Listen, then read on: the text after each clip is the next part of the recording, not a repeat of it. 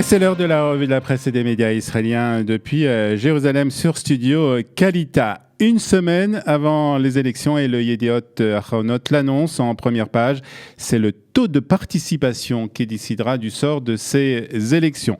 Une semaine avant le scrutin, et la question n'est pas de savoir qui gagnera et qui arrivera à former le prochain gouvernement, mais combien d'Israéliens se rendront aux urnes pour remplir leur devoir civique.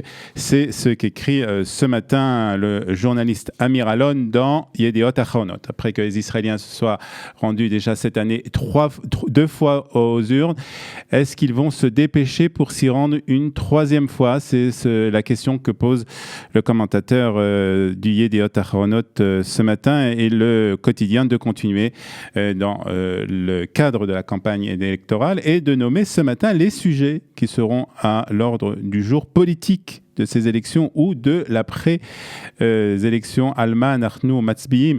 Sur quoi nous allons voter, écrit ce matin le journaliste du Yediot Ahronot. Plusieurs journalistes du Yediot Ahronot qui se sont réunis pour faire l'inventaire justement des sujets importants de cette élection, la deuxième de 2019. Les journalistes du Yediot Ahronot parlent du nombre de lits qui manquent dans les hôpitaux, de la violence de la part des jardinières d'enfants en Israël, de la pénurie des instituteurs et de la qualité des professeurs dans le système éducatif. Et il parle aussi des embouteillages sur les routes israéliennes et des problèmes que le prochain ministre des Finances va rencontrer à son entrée au ministère, à savoir un déficit du budget de l'État qui n'en finit pas de gonfler.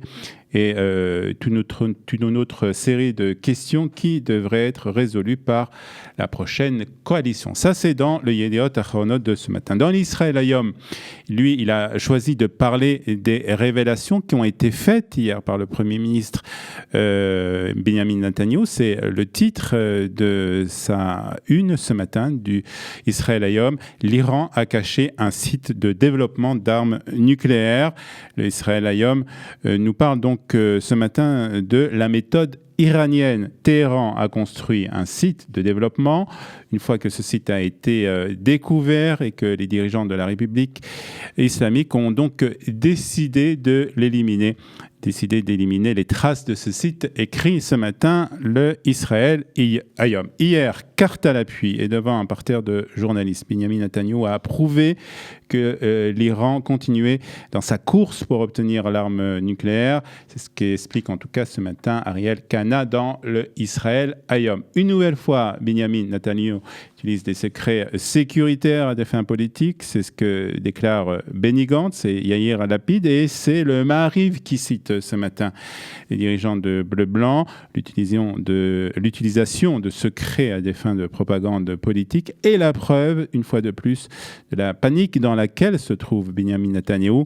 Une fois de plus, Netanyahu ne se soucie que de Netanyahu, déclare Benny Gantz, et des déclarations qui sont reprises ce matin par le journal Maariv. Le Haaretz, quant à lui, rapporte ce matin plus exactement, des déclarations qui ont été faites hier par le porte-parole de l'armée israélienne, qui a reconnu qu'une milice soutenue par l'Iran en Syrie a tiré plusieurs roquettes sur le nord d'Israël dans la nuit de dimanche à lundi, mais sans atteindre la frontière israélienne. C'est ce qu'a expliqué le porte-parole de l'armée israélienne. Toujours selon l'armée israélienne, l'attaque a été menée par des agents d'une milice chiite, des gardiens de la révolution islamique iranien. Et les sites d'information de ce matin et les radios israéliennes de ce matin continuent de parler de mystérieuses explosions qui ont lieu en Syrie et en Irak. Dans la nuit de dimanche à lundi, 4 attaques ont été lancées près d'un poste frontière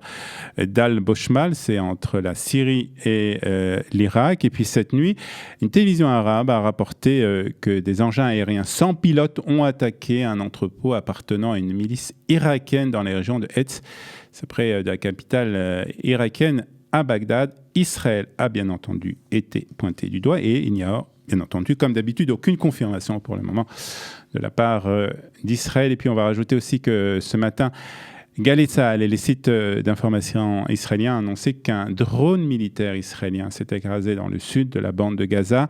C'est un porte-parole de l'armée israélienne qui l'a annoncé. Et puis, on termine par ce que le Israël Hayom appelle ce matin un loupé et une déception. En effet, l'équipe israélienne de football s'est inclinée 3-2 contre la Slovénie.